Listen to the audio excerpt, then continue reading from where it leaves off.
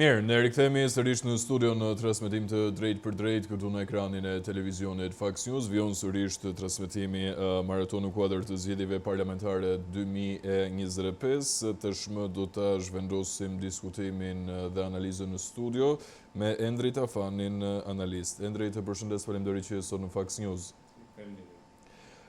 Endri, do të ndalemi tek zgjedhjet të shumëpriturat zgjedhje parlamentare të 11 majit. Fillimisht, çfarë efekti lan tek ty këto zgjedhje përpara se ne të ndalemi tek rezultati, që tashmë është dukshëm i qartë? Po, këtë tinte përshtypjen e një déjà vu-je, në kuptimin që paktën për mua personalisht e dija se si do dilte rezultati, duke parë edhe sondazhet, por duke parë edhe situatën si ishte.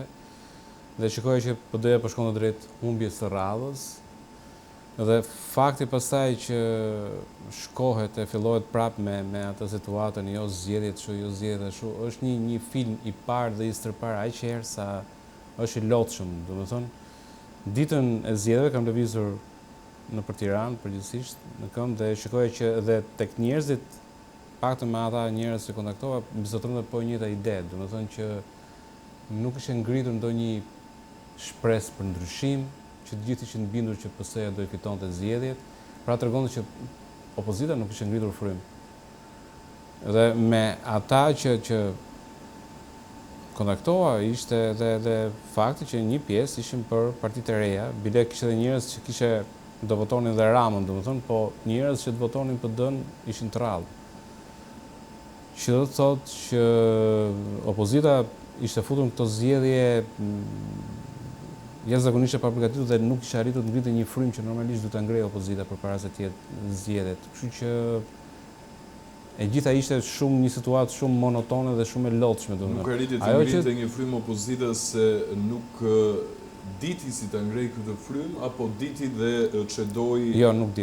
Nuk di sepse nuk mund të ngrihet frym me po të njëjtat personazhe. Domethënë, mjafton të shikoje listën e mbyllur të PD-s në Tiranë dhe ishte dëshpëruese. Domethënë, ti shikon personazhe që kanë 30 vjet që nuk i lidh asnjë gjë me Tiranën në fundit. Dhe kjo ishte në të gjithë Shqipërinë. Domethënë, kishte personazhe të rinj të PD-s, djemë të rinj të PD-s që u lanë jashtë listave të mbyllura dhe u futën pleqët e PD-s, u futën prapë në listat mbyllura. Dhe kjo në zonën e sigurt, sepse ka i problem, ty të duket sikur, pra ligji jonë në Shqipëri duket sikur të jep mundësinë e zgjedhjes tek këta që janë listat të hapura, sepse 1/3 janë në listë të mbyllur dhe 2/3 janë listë të hapur. Po faktikisht edhe në raste më të mirë që përgjithsisht shkojnë partitë te 40%, 45% e qarkut, 33% që te 45% që janë më shumë se 2/3 janë listat të mbyllura dhe ata që do dalin nga rezultatet do jenë që të gjithë të listës së mbyllur në PD. Pra pratikisht gjithë ajo puna e primareve, puna e afrimit të rinjve nuk shkonte asgjë kundi.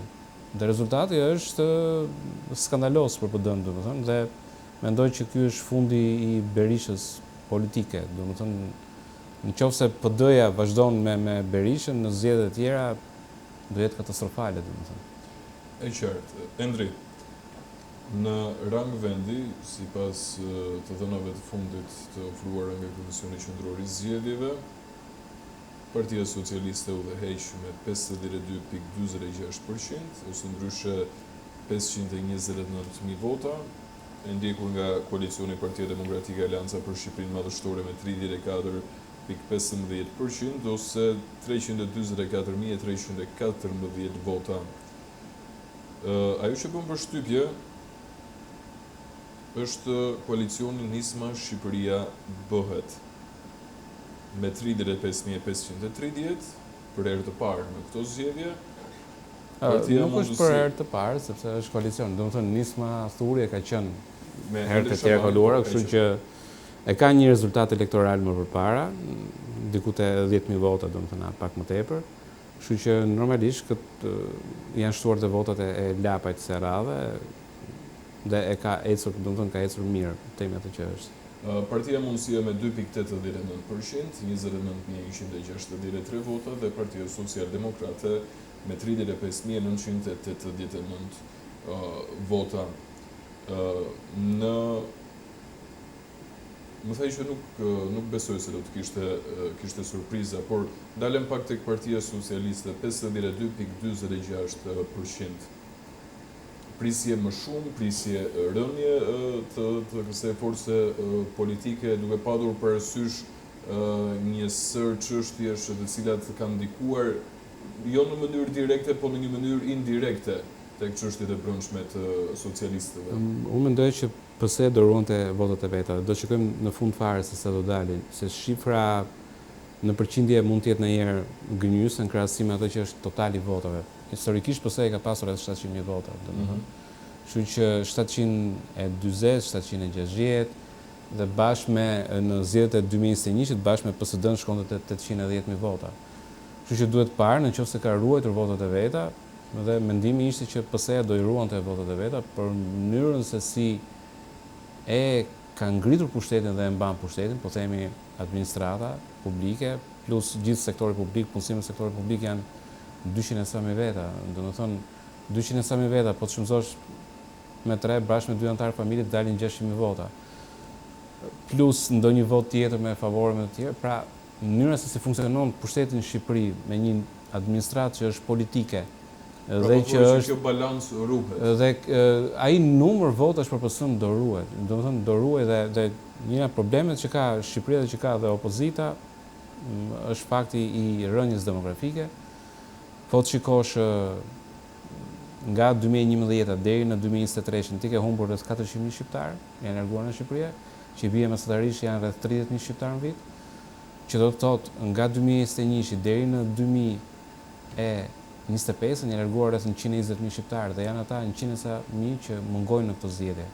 Pra, pjesëmarrja në zgjedhje do të jetë diku te 1.56 milion, diçka e tillë, në krahasim me 1.66 që ka qenë në 2021. Janë pikërisht 100.000 vota të cilët nuk janë më në Shqipëri dhe që përgjithsisht mendohet që mund të jenë elektorat opozitar, sepse nuk e kanë gjetur veten, domethënë në sistemin siç është ngritur këtu. Dhe kjo e bën gjithmonë edhe më të vështirë, po themi, atë që është misioni i opozitës për të rrëzuar Ramën, sepse persona në Shqipëri, individ në Shqipëri për të votuar kundër Ramës Savine bëhen gjithmonë më pak. Dhe më e keqja është që opozita nuk bëhet bashkë, domethënë ato mandate nuk do ishin kështu siç janë, nëse opozita do ishte e bashkuar, duke filluar që nga Tirana. Po të ishte opozita e bashkuar në Tiranë, mund të kishte dalë fusim dhe bashkë, megjithse bashkë është partia e majtë, domethënë normalisht, po sikur të themi gjithë ato që janë të tjera përveç PS-s në Tiranë do dilte 18 me 19 rezultati. Pra sikur të ishin gjitha partitë opozitare bashkë. Kurse në këtë rast nuk e një gjë të tillë. E njëjta gjë mund thuhet në rrethet të tjera, kur ti ke raste si puna e disa qarë që në të cilët partitë opozitare për të kishin bërë bashkë do kishin dalë do merrnin votë dhe kështu e kanë humbur votën. Kështu që PS-ja përfiton jo vetëm nga fakti që ka gjithmonë më pak votues në Shqipëri, por përfiton nga fakti që edhe ata që i dalin përballë nuk arrin të bashkohen që të krijojnë një front vetëm unik. Do ndalemi edhe në disa qarë që merren si Endri, ndërkohë Partia Demokratike në rang kombëtar ka arritur të grumbullojë vetëm 344.314 vota. Ka ende kuti të tjera për të numëruar, por kjo nuk e shbën rezultatin e thellë që ne kemi në këto momente. Kjo është si pasojë Berishës, ashtu siç e the pak më herët, i qëndron fjalës për një ndryshim të leadershipit të Partisë Demokratike dhe lënies hapësirë për njerëzit e rinj. Ka përshtypjen që nuk është vetëm Berisha, po është berishizmi si rrym në PD. Domethënë, mënyra se si e ka ndërtuar pushtetin Berisha në PD dhe mënyra se si e ka ndërtuar diskursin publik dhe diskursin politik, që në mënyra për shumë kur shkon sytë, besoj ke pasur profesorët të opozitës në studio që janë PD-s, flasën sikur është Berisha. Domethënë, në një moment caktuar, sikur të heqësh edhe dhe të mbyllësh sytë, ti mund dukesh kanë po të njëjtin manjerizëm, kanë po të njëjtin diskurs, kanë po të njëjtin për fat keq faktin e sulmeve personale, të cilët Berisha ka qenë i pari që e ka bërë në historinë e Shqipërisë. Sulme personale, sulme familjare, etj, që janë gjëra shumë të rënda dhe që janë kaluar shpesh në plan të dytë, pa arritur që ta kuptojnë se çfarë realisht përfaqëson berishizmin në vetvete. Për shembull, ti ke pasur rastin e Berishës që është marrë me familjarët e pothuajse të gjithë, po Fatostano nuk është marrë me familjarët, pra i ka arrirë kur ndodhi atëre, po themi, ajo që ishte katarsisi në PS, që filloi sulmonte figurat e PS-s.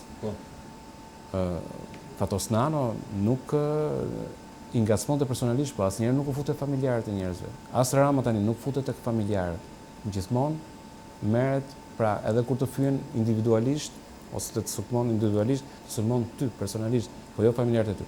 Por kjo mani e Berishës që të futet te familjarët, të futet te këto të tjerë, të kalojnë në sulme personale këto të tjerë, është kthyer në një metodë, në një frymë në PD, në të cilën edhe për më tepër frymën në të cilën po thet diçka je kundërshtar. Unë i ftoj ata shqiptarët të cilët nuk e kanë parë ndonjëherë të shikojnë mbledhjen e PD-s kur janë përjashtuar në PD-ja Gramos Pashko me Teodor Kekon, Perikli Teta dhe Neritan Ceka në 92-shin, dhe ishin më intelektualet në PD në atë kohë, dhe të shikosh sallën se si ju kundërvua atyre si agent, tradhtar, armiq, etj, të kujtonte atë plenjumet e Partisë Punës me Kadria Zbiun si po themi si personazh dhe Enverin që e sulmonte dhe zbulonte armiqte.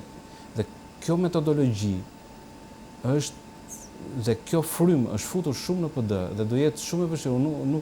Nuk shikoj zgjidhje realisht për PD-n, sepse e para punës njëherë Berisha do habitash shumë nëse jep dorëheqjen, po edhe nëse jep dorëheqjen, të gjithë ata që janë, duke filluar nga sekretarë administrative e tjerë, kanë po të njëjtin shabllon standard në mënyrë, pra janë berishist në konceptimin se si duhet bërë opozita.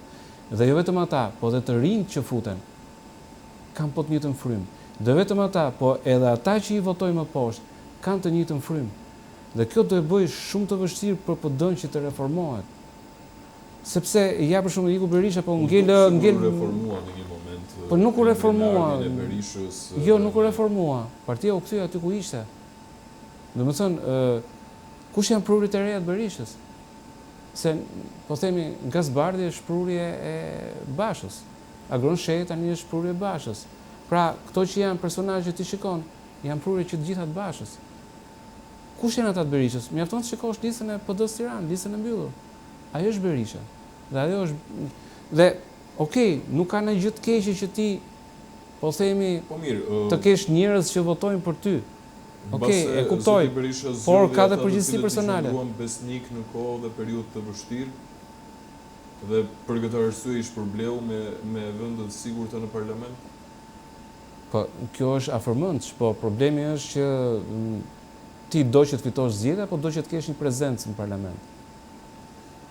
Sepse nëse do të fitosh zgjedhja, duhet të gjesh ata personazhe të cilët votojnë dhe që të bëjnë që të vish pushtet. Nëse ti do që të bësh qoka, atëherë ajo nuk është më parti politike, është një parti personale për të bërë qoka, për veten dhe për tjerët.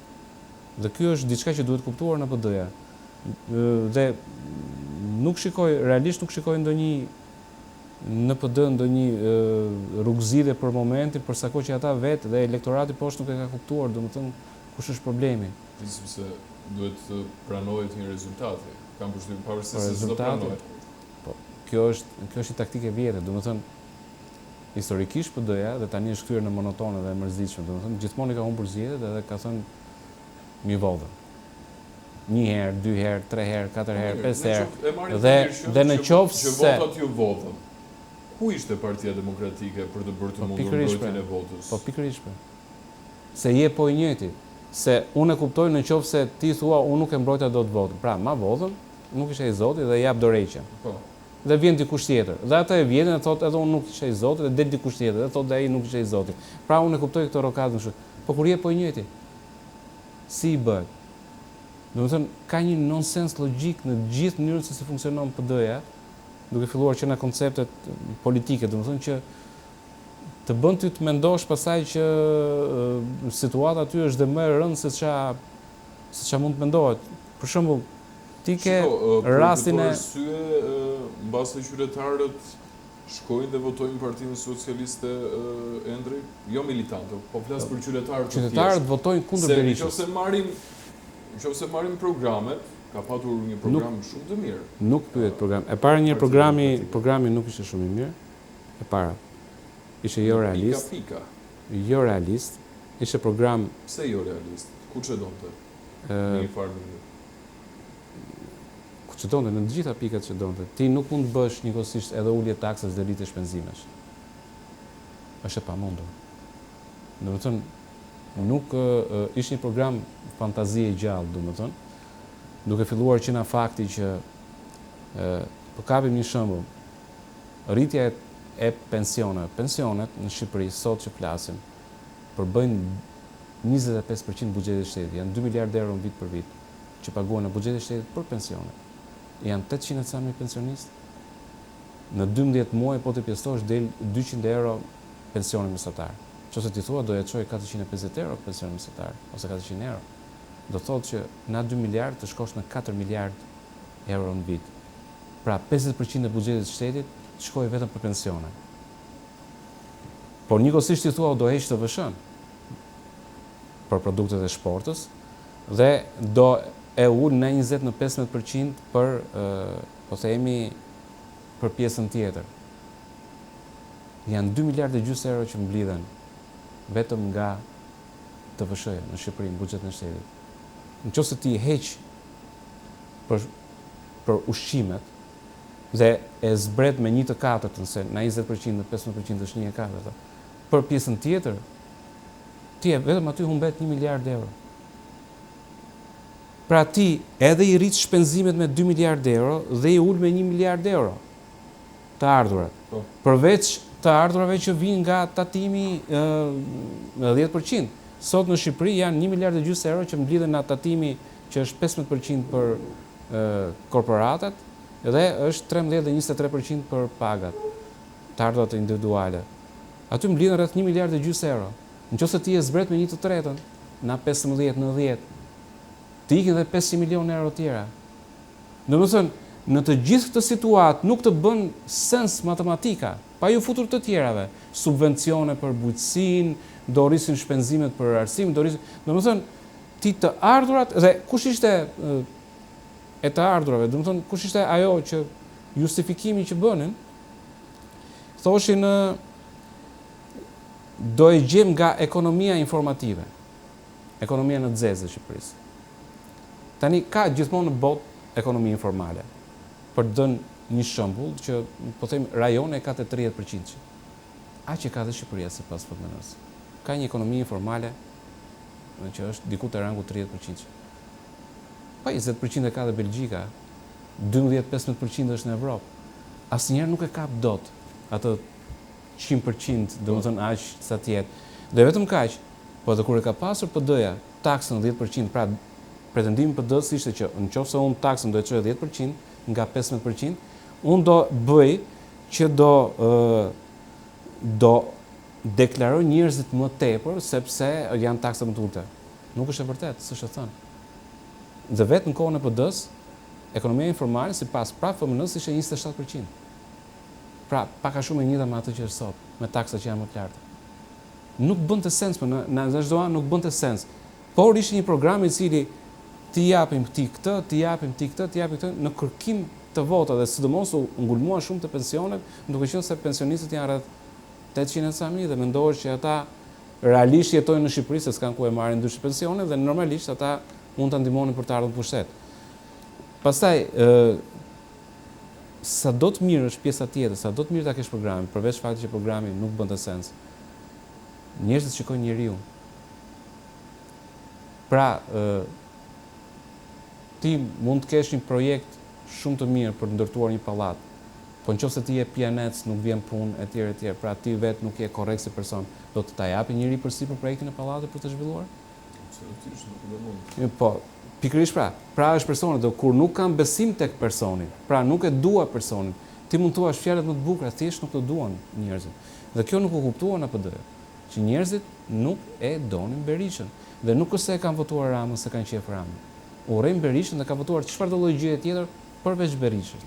Dhe përveç dhe atyre të cilët ka një farë lidhje indirekt me Berishën. Enkeleta Libej dhe Lulzim Basha, të cilët kanë damkën e të qenit në PD për një kohë të gjatë dhe nën hijen e Berishës, dhe ata nuk dolën mirë në zgjedhje. Ndërkohë që doli Agron Sheja, i cili ishte shkëputur me kona kjo dhe kishte munduar të krijonte një profil tjetër jashtë PD-s. Ai u premiuan nga njerëzit. Pra njerëzit nuk është se nuk e duan të djathtën në Shqipëri votuesit. Thjesht nuk duan Berishën ose çfarë do lloj gjë që mund t'i kujtoj Berishën. E kuptoj. Endri, ndalim me pak nga një koment të shkurtër për nismën Shqipëria bëhet, që ka arritur deri në këtë moment 3.53%, 35.796 vota, e prisje një rezultat të tillë të kësaj nisme, duke bashkangjitur edhe Adriatik Lapaj, që e pam shumë euforik, shumë të angazhuar, të paktën në këtë fushat elektorale. Një rezultat diku në rangun e 30.000 vota, po ishte i parashikueshëm në rastin e Lapit, duke qenë se vinte edhe nga, po themi, nga një testim elektoral që i është bërë Nismës Thure. Pra Nisma Thure kishte një prezencë elektorale, kishte një testim elektoral, në të cilin, nuk është se kishte marrë vota, po pati i duhet dhënë merita që i takon, pati guximin që të vazhdonte, sepse ka shumë parti të cilat dalin një palë zgjedhje dhe pastaj zhduken, janë shumë raste të tilla në Shqipëri. Ajo që pritet në këtë rast është a do ishte realisht ajo që deklarohej që do marrë 6-7 deputet e tjerë. Për mendimin tim, problemi në Shqipëri e para njëherë nis me sistemin elektoral. Sistemi elektoral nuk lejon që të marrësh përveç Tiranës në asnjë vend tjetër. Domethënë, e ke pothuajse të pamundur që ti të marrësh por kjo nismë ka garuar në disa qarqe të vendit. Po.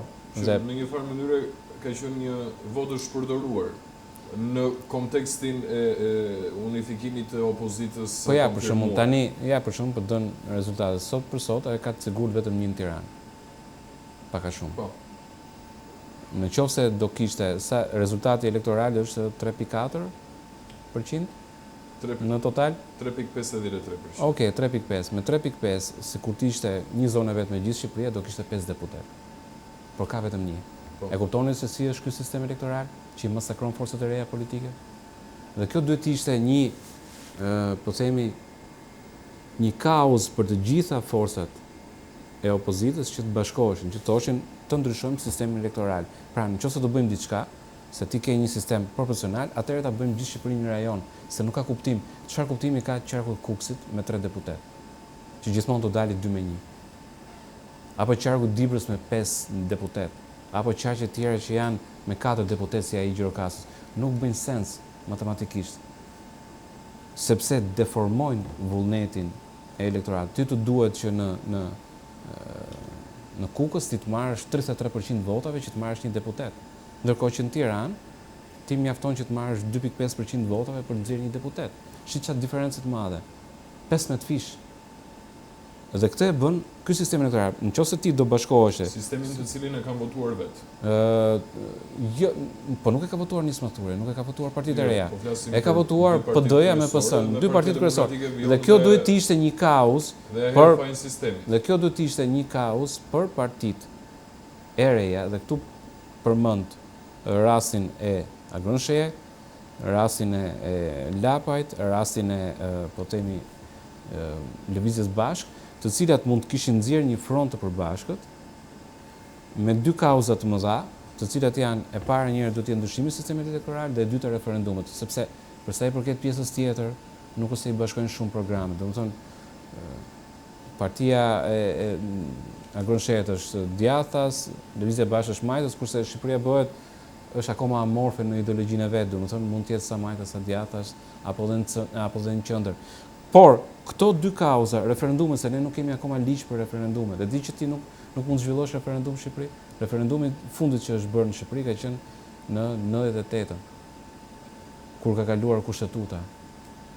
Dhe që nga 98 e deri më sot janë pothuajse 30 vjet që nuk kemi bërë referendume, sepse është e pamundur të kryhet referendumi. Dhe një nga arsyet pse nuk mund të kryhet referendumi është fakti që praktike që referendumi do të ketë pjesëmarrje mbi 50%. Gjë që është e pamundur që të ndodhë në Shqipëri. Përveç mënyrës se si e kanë bërë që ti duhet mbledhësh firmat e tjerë. Pra, këto dy kauza ty mund të kishin bërë që ato që ishin parti të reja të kishin këto dy kauza përbashkët dhe të kishin sa më shumë deputet në mënyrë të tillë që të ndikonin parlament për të ndryshuar kodin elektoral dhe për të ndryshuar ligjin për referendume. Dhe pastaj të shpërndaheshin. Të vazhdonte secila rrugën e vet. Por këtë nuk e bën. Këtë nuk e bën sepse nuk arrin të shikonin përtej hundës tyre programit tyre elektoral. Unë jam e majt do konkurroj vetëm, unë jam i djathtë do konkurroj vetëm. Dhe rezultati është që po humbasin deputet që mund të kishin fituar po të kishin qenë bashkë. Mbase duke u rritur politikisht në zgjedhjet e tjera mund të kryen bashkëpunim, megjithëse e shikoj të vështirë, po prapë kjo është një arsye tjetër në të cilën ai rezultati elektoral i PS-së është akoma dhe më i thellë se sa duhet të ishte. Për dëni den, ke marrë PS-ja 53% votave. 53% e votave, PS-ja duhet të kishte 74-75 deputet, ja 77 deputet. Po ka 83. Po. Dhe të gjitha këto janë deputet të cilët i ka marrë nga partitë e vogla, se nuk e ka marrë PD-s. Nuk e merr dot PD-s, partisë së dytë. Në sistemin me formulën tonë nuk e merr dot partisë së dytë. Ja merr gjithmonë këtyre që nuk kualifikohen partive të vogla. Ja ku është diferenca. E kuptoj. Mundësia Endri në rritje ka dalë vetme u shkëput nga Partia Demokratike me 1001 arsye të tijet. E vetme ka arritur të marrë 29.317, që vijon ende numërimi 2.89% të votave. Edhe Partia Social-Demokrate me 36.098 në rang vendi, në rang kombëtar. Po ka një shpërndarje më asimetrike, do të thënë, po themi, ka i diferencë partia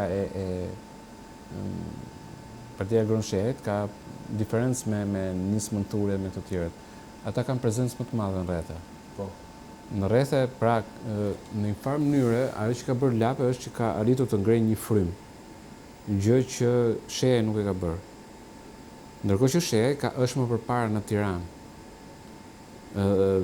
Ose të paktën shkoj që deri të shqivet e fundit, nuk e di nëse kanë ndryshuar tani, po është më përpara në Tiranë sepse rrezikonte edhe të merrte edhe mandatin e dytë në Tiranë. Pra aq sa ishte e mundur, domethënë. Pra, ka një diferencë dhe në ato që është në elektorat si është perceptuar Agron Shehe. Tirana e ka perceptuar si një person më të besueshëm se sa Lapaj dhe Shabani. Dhe për këtë arsye ka marrë më shumë vota në Tiranë se sa në rrethet e tjera. Ndërkohë që rrethet e tjera kanë nisur në mënyrë paksa më populiste për shkak të frymës së ngritur në Lapaj. Dhe aty Partia Mundësia e Agronit ka dalë më dobët, kurse këto kanë nesër më përpara. Vihet re dhe domethënë kjo ndryshimi në mentalitetin e elektoratit, mënyrën se si shikon partitë dhe si i percepton. Është ndryshëm perceptimi i Tiranës në krahasim me rrethet. Tiranasit e mendojnë më mirë votën përpara se ta japin, ndërkohë që në rrethe vazhdon votohet o akoma me idenë që gjyshi ka qenë partizan ose se ky më pëlqen se kështu dhe akoma nuk e reflektojnë mirë atë mënyrën se si do të japin votën. Ndërkohë Partia Social-Demokrate 36.098, 3.56%. Kjo është rikonfirmimi i rezultatit që ka pasur, nuk është se ka lëvizur shumë nga rezultati që ka pasur më përpara, sepse do të pasur parasysh që numërimi vazhdon, kështu që ai numër do rritet, domethënë. Mënyra se si është ndërtuar e njëjta gjë, Partia Social-Demokrate ka dy baza, një në Tiranë, një në Shkodër, qarkun e Shkodrës dhe në qarkun e Tiranës, aty ku fiton dhe deputet. Dhe me aq sa paktën përfitën qaqe politike ishte që ka pasur akses dhe në strukturat e LSI-s, domethënë. Po me sa duket strukturat e LSI-s mund ta kenë ndihmuar në Shkodër. Mund ta kenë ndihmuar mbase në ndonjë vend tjetër, po në Tiranë nuk është se LSI-ja LSI, se tani është PL-ja, domethënë, mund të kenë ndikuar në një gjë në rezultat. Partia e Lirisë më bën shumë përshtypje Endri, si Sa vota ka marrë Ilir Meta? Forca e dytë opozitare më e madhe në vend është të kthyer në një forcë që nuk duket gjikundi në këtë llogaritjen grafikën. Nuk duket sepse është futur në koalicion. Është futur në koalicion, kështu që është po mund dallohet në grafik. Grafiku dallohet tek fakti sa vota ka marrë Ilir Meta në Tiranë. Ato që janë vota direkt tani.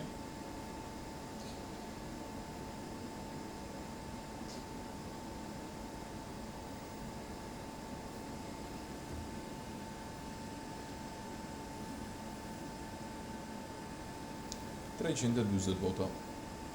E mora përgjigjen. Krahasoj me Ilir Ali Mehmetin, Jorita Tabakun. Doktori ka 1115 vota, Zonjë Tabakun 196, po kam përshtypjen nga stopuar numërimi s'ka nisur ende numërimi i votave për kandidatët. Teorikisht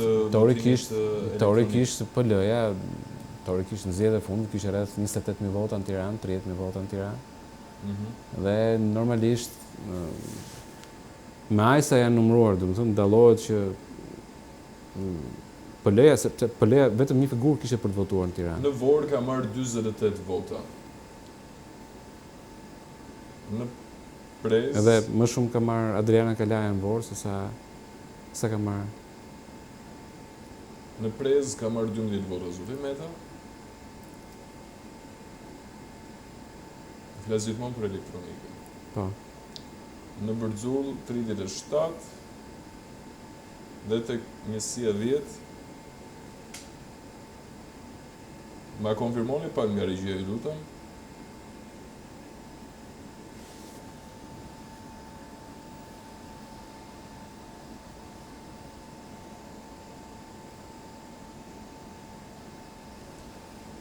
Nejse. Po ta shikosh do të thënë PD-ja, sepse PD-ja në dallim nga PD-ja e cila ka pasur një listë të madhe me kandidatë. 246 vota ka marrë Zoti Meta në njësinë 10. Okej. Atëherë pak a shumë Tiranë 2000 sa vota. Po ta mendosh 3000 vota në Tiranë. Sa i duhen Zotit Meta për të dalë deputet Endri? Jo, nuk ka lidhje me këtë. Kësaj radhe nuk ka lidhje, domethënë do të jetë më lart se sa kandidatët e tjerë. Dikur ishte ajo që duhet tynte Hersin, po Hersi është hequr sipas vendimit të gjykatës kushtetuese. Dhe normalisht në qoftë se PD-ja merr 13 mandate në Tiranë, do ketë 12 plus 1 që do dalë dhe ai që do dalë do jetë ai që është votuar më shumë. Po duhet pasur parasysh një gjë. Gjithë PL-ja është organizuar vetëm për Metën. Pra, në qoftë se PD-ja ka qenë e shpërndar në kuptimin e njerëz që votonin për Ali Mehmetin apo Tabakun apo Gonxhën që është në ardhur këtu në studio shpesh, etj. Pra ka pasur një gamë personash për cilët mund votonin, plus ka pasur tjerë që nuk është se kanë pas qefin, po votonin partin, logon e partisë dhe nuk e kanë vënë emrin kandidatëve.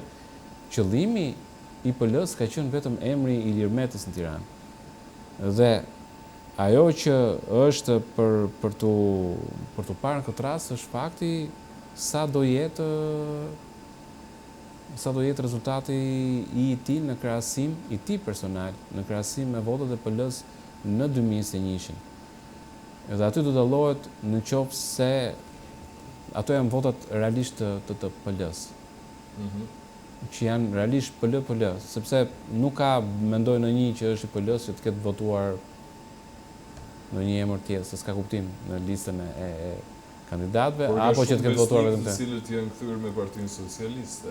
Këtë nuk e dim, po do të tregoj rezultatet. Pra, ajo që do jetë rezultati elektoral dhe nëse vazhdon të ecë me këtë trend, mund të marrë rreth 3000 vota në Tiranë, 3500 vota në Tiranë, gjë që do e bëjë atë që të jetë edhe më pak se sa nis mathurin 2021. E kuptoj. Kush qark ka qenë surprizë për ty, Endri? Fieri. Ma kaloni pak Fierin, ju lutem regjia. Qarku i Fierit, Partia Socialiste udhëheq me 63.39%, 62.759 vota. Janë numëruar 383 qendra votimi nga 587 në total. Dhe numri mandateve si ndashin diku rrezikonte PS-ja që të merrte rreth 12 mandate dhe ishte e frikshme. Po. 12. Dhe 12 mandate. Do ta jap pak më vonë projeksionin, po Dhe- dua të ndalem pse surprizë Fieri. Sepse është kolaps për ty. total i PD-s. Do të thënë, Fieri nuk mendoj që PD-ja në Fier as në 97 nuk ka dalë shumë. Shiko, duke patur parasysh këtë projeksionin që të dy ne e dim, Endri, a dalim tek fjalë e kryeministrit që tha vazhdimisht e përmend të kundërshtarit të vet, zotit Berisha, që do të dalësh më keq se në 1997 me rezultate. A e përmbushi vërtet Rama këtë që e theksonte vazhdimisht, se deri në këtë moment duket sikur e ka përmbushur. Që mund të thuash gjithçka Ramës përveç faktit që nuk merr vesh në shifrat elektorale. Domethënë, sa herë që ka folur për shifrat elektorale, për shkak të atij mekanizmi shumë njohur që ne e dim patronazhistin, domethënë, dhe jo vetëm aq, pa aksesit që ka pasur në të dhënat personale të njerëzve. Një që është ngjarje shumë e rëndë edhe që për fat keq prokuroria nuk e ka marrë akoma mundimin që të hetojë thellësisht se çka ka ndodhur me dhënat personale të shqiptarëve. E ka ditur shumë mirë rezultatin në terren përpara të tjerëve dhe parashikimet pak a shumë i dolën. Sa nga 84 deri në 88. Dhe deri tani është 83, kështu që është shumë afër asaj që ai parashikoi. Dhe minimumi tha 78. Dhe minimumi 78. Atëherë kjo gjë që ndodhi, domethënë sepse ai nuk llogarisë dot pak gati projeksionin regjia ju lutem. Dhe ai nuk llogarisë dot votat e partive të reja, ndërkohë që llogarisë fare mirë votat e PD-s. Pra, atë që kishte pamundur për të llogaritur ai ishin votat e partive të reja. Ajo që ndodhi me PD-n, domethënë ishte një ndarje shumë e thellë dhe në një farë mënyrë u ndan ata që ishin berishistët me ata që donin një PD ndryshe. Projeksionin e regjia të lutem nga faksu e pikal. Po, Endri. Për fatin e keq, domethënë berishistët ishin shumica e atyre të cilët ishin elektorati PD-s dhe këto shifra që janë tani janë më shumë ngjashme me 2023. Pra ata që votuan Berishën në 2023 janë po të njëjtët njerëz që votuan në 2025. Dhe matematikisht janë po të njëjtët njerëz të cilët e kanë votuar, domethënë po 1% me atë që ka qenë në 97-s. Po ta shikosh. Dhe kjo tregon që Berisha e ka mbyllur ciklin e vet. Pra pika më e ulët e Berishës në zgjedhjet elektorale ka qenë 97. Dhe në të cilën Shqipëria vinte pas 96-s dhe kishte një urrëtie shumë të madhe ndaj Berishës, arriti ta mbante me shpirt në përdhëm kontrollin e partisë, arriti të përfitonte dhe të kapte një rezultat të mirë elektoral në 2005 duke përfituar nga përçarja e LDS-së në atë kohë Ilir Metës me Fatosnanov, sepse po të ishte bashkë PS-ja prapë do kishte humbur zgjedhjet në 2005. Pra arriti të ngrinte këtë rezultat elektoral, kapi pikun në 2009 kur kishte pushtetin dhe pastaj në 2009 e mbrapa vazhdon të ishte në rënje në 2013. 2013 është pak a shumë i njëjti rezultat elektoral, PD-ja do dali te 500 ca mijë vota, kështu që ka nisur. Po të jetë projeksioni, aty do dali. Dhe u mundua, po themi, Basha që ta ngrinte dhe në 2021 i duhet dhënë merita deri në farmase, arriti ta ngrinte votën e PD-s në 600 ca mijë vota. Por e mori Berisha dorë dhe e çoi prap. Pra, po të shikosh harkun e Berishës ka kulmuar në 2009. Nga 97 ka kulmuar në 2009 dhe tani erdhi prap në 2025. I ka marrë fund cikli, është edhe në mënyrë figurative dhe në mënyrë vizuale i ka marrë fund cikli. Kalojmë pak te projeksionet, Endri. Regjia, të lutem, më mundëso pak projeksionet e faksu e pikal.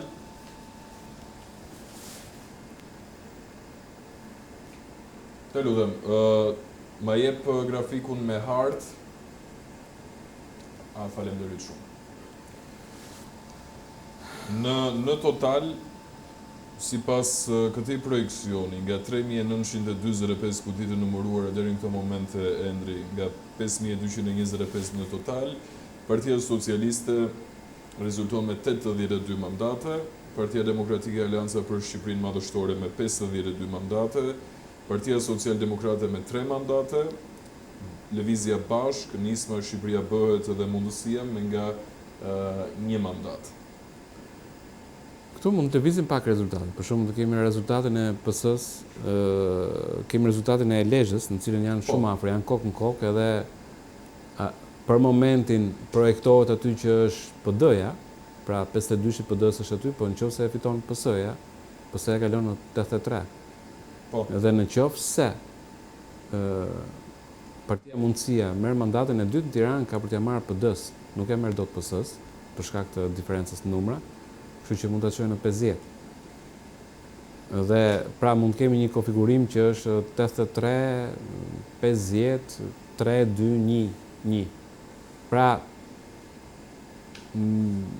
ajo që mund të thuhet në këtë rast është që shiko si është rezultati, domethënë, po ta shikosh janë që të gjitha ato votat për shembull të PS-s që janë nga 77 dhe sipër që janë votat të marra partive të vogla. Këtë hartën e ngjyrosur në këtë ngjyrë Endri. Po nuk është kështu kjo hartë. E kam parë vetëm në zgjedhjet lokale të 2023. Jo, po nuk është kështu kjo hartë. Të gjitha ato bashkë. Po nuk është ashtu kjo hartë. Ajo hartë është gabim. Sa është qarku i Shkodrës? Qarku i Shkodrës është, ja të shikosh, në ke 5 PD-ja, 4 PS-ja edhe 2 dhe 2 Partia Social-Demokrate. 6 me 5. Pra nuk është më ai atje, edhe Shkodra nuk është atje. Po mirë, shiko, nëse sepse zoti Doshi nuk arrin të bëj koalicion me Partinë Socialiste, jemi në këto rezultate. E para një herë ne dim fare mirë që ka për ta bërë, po e dyta punës mirë, është kur ta social, bëj do ta është socialiste, social-demokrate, po. socialiste. Pra, në Shkodër ka fituar o socialistët o social-demokratët. Dhe Shkodra aty duhet të jetë. Mendon që do të kthehet e kuqe? Po jo, është e kuqe, nuk është se po kthehet. Është e kuqe. Sepse Tom Doshi bashkë me Edi Ramën, të dy bashkë ka më shumë vota se Berisha.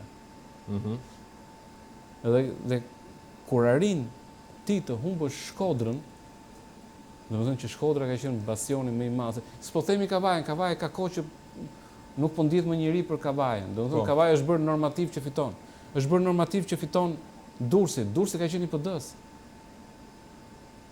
Elbasani ka qenë 50-50, Vlora ka qenë 50-50, Korça ka qenë 50-50. Kështu ka qenë rezultati. Tirana ka qenë e PD-s. Por nuk flitet më për këto, flitet nëse ne do fitojmë qarkun e Kukësit me 3 deputet, apo mund të fitojmë qarkun e Lezhës me 7 deputet. Dhe aty jemi kokë në kokë. Se mund ta humbim edhe qarkun e Lezhës. Dhe normalisht ke humbur qarkun. Po shumë ngushtë, janë shumë afër, nuk projektojnë dot, paktën me aq kuti sa janë mund të bëhet diferencë, se varet dhe nga zona në cilën votojnë, domethënë se ka qendër votimin me ndryshim. Por ti ke humbur Shkodrën. Në Shkodër ke marr, po Shkodër ke fituar. Po në Shkodër ke fituar 5 nga 11. I humbur. Dhe në Shkodër. Kështu që ajo harta atje është gabuese, ajo është hartë e cila duhet bërë kuqe Shkodra. Që ta kuptojnë më mirë ata të PD se ku janë. Dhe nëse vazhdon bëhet e kuqe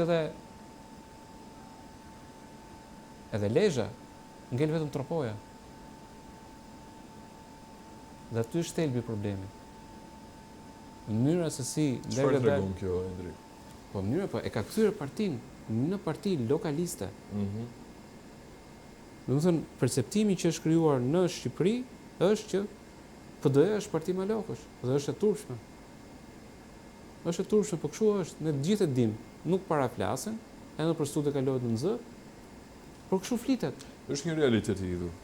Po është realitet i hidhur, po ka një bazë. Ka një arsye. Edhe do ta dish gjë më të bukur? Po. Nuk ka qenë ashtu harta e Shqipërisë në 91-shin.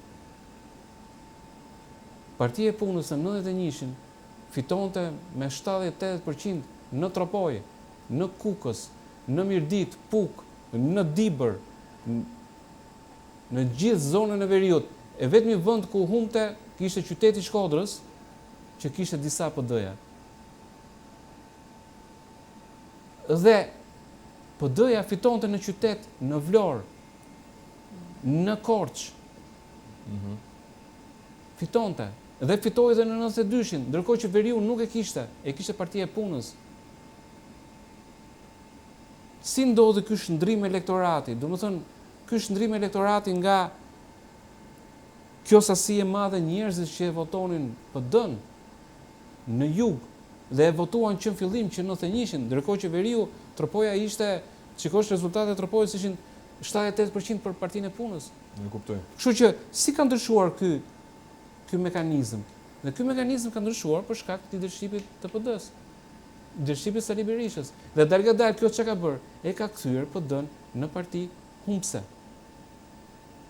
Sepse ka krijuar një bazë klanore në të cilën e ka rreshtuar PD-n me atë që është, edhe nëse do ta kapim si klan, është klani më i ulët në popullsi. 100 kutit e fundit në Shkodër do të tregojnë se ku qëndron. Pavarësisht se në projekcionin e kemi. Po ç'a qëndron, nëse nuk i merr të ndoshi të mandatin e tjetër, PD-s. Sepse mund dalë edhe 4-4-3. Prandaj po flas. Po e ka humbur praktikisht, se ka marr 5 nga 11. Ke humbur. Po, absolutisht. Mos më thuaj që Tom Doshi është opozitë, si më thënë, lëvizje bashkë ndaj Edi Ramës, ose Agrosheu ndaj Edi Ramës. Nuk janë. Po mirë, e di pse e them për ta mbyllur Endri, duke marrë shkas nga disa nga deklaratat e fundit të zotit Doshi.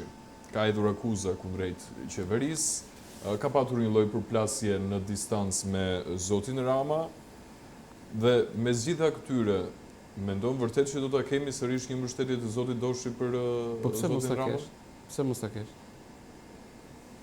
Ramës mund të duhet zotit Doshi për të miratuar ato që janë ligje me shumicë cilësuar, me 3/5, bashkë me PSD-n, mund të votoj kodin, një kod të ri zgjedhor, kodin e familjes, kodin civil, penal, administrativ, mund bëj amnesti fiskale, mund ndryshoj çfarëdo lloj gjë që ka të bëjë me ligjet, me organizimin, me këto mandate që ka, po organizimin e pushtetit lokal, sepse është ligj që është me 3/5 etj. Pra çdo ligj që është me 3/5 mund të kalojë me votat e PS-s dhe PSD-s.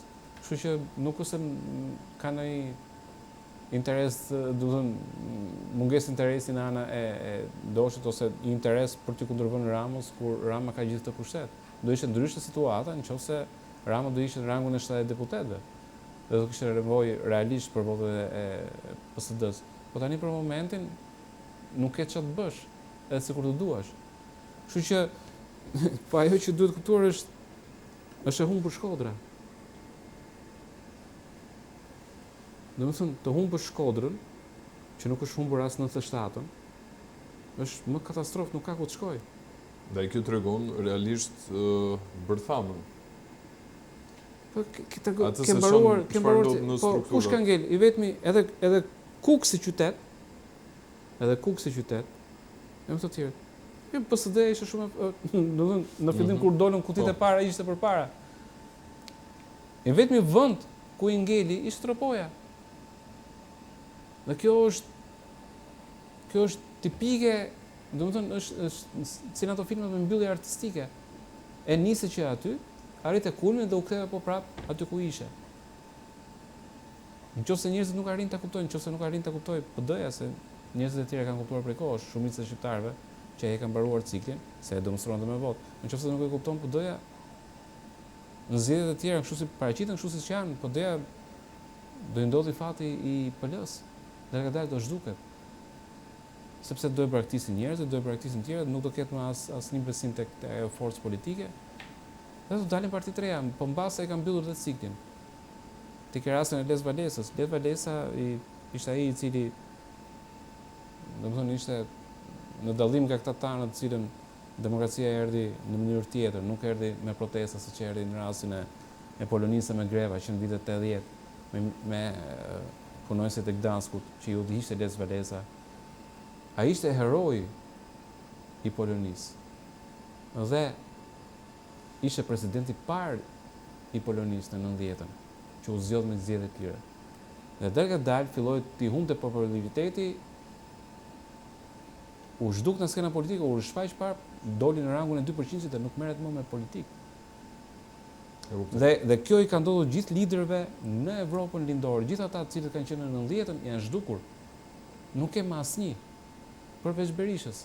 Dhe tani, si duket, shqiptarët e kanë pak më mbrapa në kohë se sa të tjerët. Atë që i ndodhi Lez Valensës para 10 vjetës, tani Shqipëri po ndodh 10 vite mbrapa se çfarë i ndodhi Polonisë, apo se çfarë i ndodhi Rumanisë, apo vendeve tjera të lindjes, në të cilët udhëheqësit e 90-s, 91-shit, 92-shit janë zhdukur gjithë në skena politike. Nuk ka më.